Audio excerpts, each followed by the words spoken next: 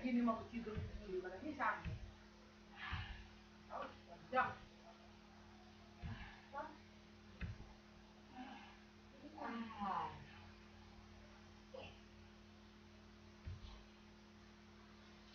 Oke, selamat pagi anak-anak kami semua. Hari ini kita ketemu lagi pada pembelajaran kita, yaitu tentang zat-zat psikotropika. Baik, sebelum memulainya, kita akan coba untuk memusatkan perhatian kita pada situasi yang kita alami. Kita heningkan diri kita supaya sebelum memulai pembelajaran ini, kita pun menghadirkan Tuhan di dalam segala kegiatan kita ini. Kita mulai dengan doa dalam nama Bapa dan Putra dan Roh Kudus. Amin. Puji syukur kami aturkan kembali padamu Tuhan atas rahmat yang sudah kami terima hingga pada saat ini. Ya Tuhan, kami akan melanjutkan kegiatan belajar mengajar kami. Maka lindungi anak didik kami ini dimanapun mereka berada. Tambahkan semangat bagi mereka. Tambahkan kesehatan jiwa dan raga. Dan juga kepada kami para pendidik yang melakukan pembelajaran sepanjang hari ini. Tuhan, berikan kesehatan bagi kami. Dan berikan hati yang ikhlas untuk memberikan seluruh apa yang kami miliki kepada siswa kami, ya Tuhan. Inilah doa yang kami sampaikan kepadamu, ya Tuhan, dengan perantaraan Kristus Tuhan kami. Amin. Dalam nama Bapa dan Putra dan Roh Kudus. Amin. Selamat pagi anak kami semuanya. Baik, kemarin kita sudah membahas mengenai zat adiktif, ya. Zat adiktif itu sebenarnya merupakan zat-zat yang dapat menimbulkan ketagihan terhadap sesuatu yang akan dikonsumsi. Hari ini kita masuk pada materi tentang psikotropika. Apa itu yang dikatakan dengan psikotropika? Nah, ditinjau dari segi pengertian bahwasanya psikotropika itu adalah zat ataupun obat alamiah maupun sintesis, tetapi bukan narkotika. Berkhasiat psikoaktif melalui pengaruh pada susunan saraf pusat, yaitu otak, yang menyebabkan perubahan khas pada aktivitas mental dan perilaku. Berdasarkan tujuan penggunaan dan tingkat resiko ketergantungan, maka zat psikotropika dibagi ke dalam 4 golongan. Golongan pertama yaitu bertujuan atau berpotensi kuat mengakibatkan sindrom ketergantungan. Itulah golongan pertama. Sekali lagi saya ulang. Berdasarkan tujuan penggunaan dan tingkat risiko ketergantungan terhadap zat psikotropika ini akan digolongkan menjadi 4 golongan.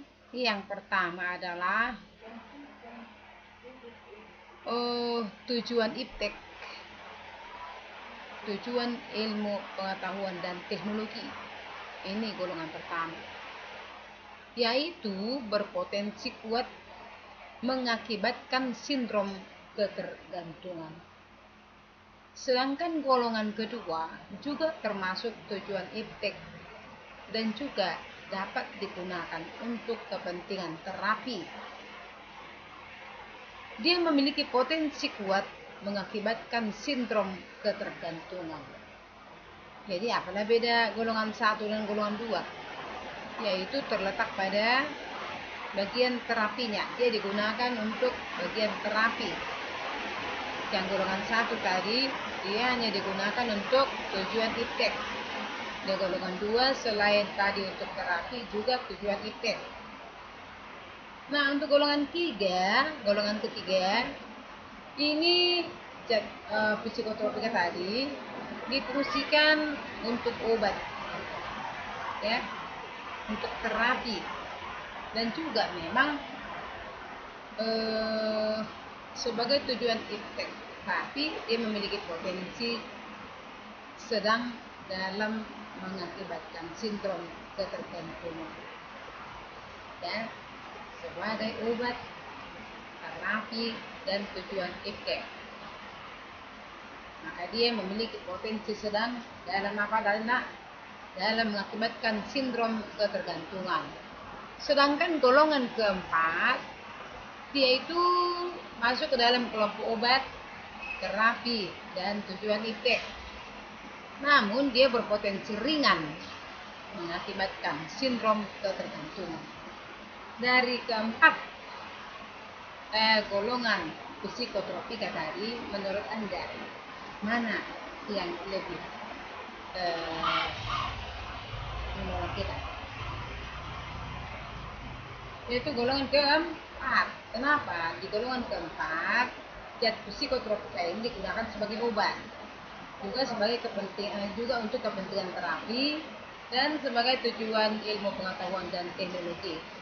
Dan kita lihat potensinya, ya, potensi akibat penggunaan psikotropika itu bisa memang mengakibatkan sindrom ketergantungan, tapi ringan.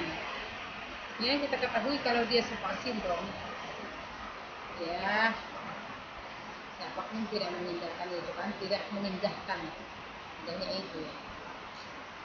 Contoh psikotropika, satu adalah LSD. LSD ini dapat menimbulkan halusinasi, berkhayal-khayal. Jadi untuk orang gangguan jiwa dan sakit ingatan ini digunakan, ya. Katakanlah LSD itu menimbulkan halusinasi, ya, berkhayal-khayal, dan ini biasanya untuk orang yang pada akhirnya akan mengalami gangguan jiwa dan sakit ringan. Jadi cara kerjanya dengan mengkonsumsi LSD, glyceric acid, dietilamid, itu cara kerjanya bisa membuat otot-otot yang tegang menjadi rileks.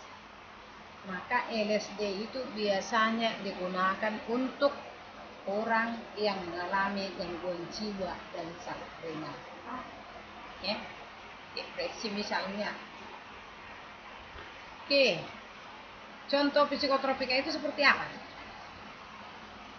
Yaitu amfetamin misalnya, itu termasuk psikotropika, ya. Hasil sintesisnya berupa ekstasi dan sabu. Bagaimana gejalanya? Dia itu biasanya siaga, percaya dirinya tinggi, lalu gembira berlebihan, banyak sekali bicara, dan tidak mudah lelah.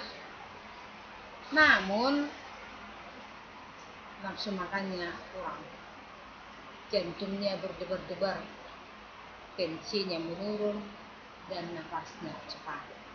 Nah, coba kamu perhatikan itu. Nah, inilah barangnya yang masuk ke dalam kelompok amfetamin tersebut. Ini seperti ini modelnya.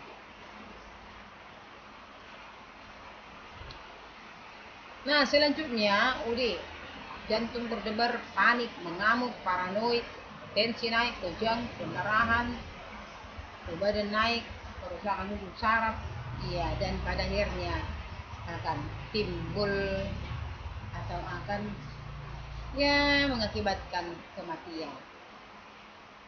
Dampak negatif pemakaiannya apa itu?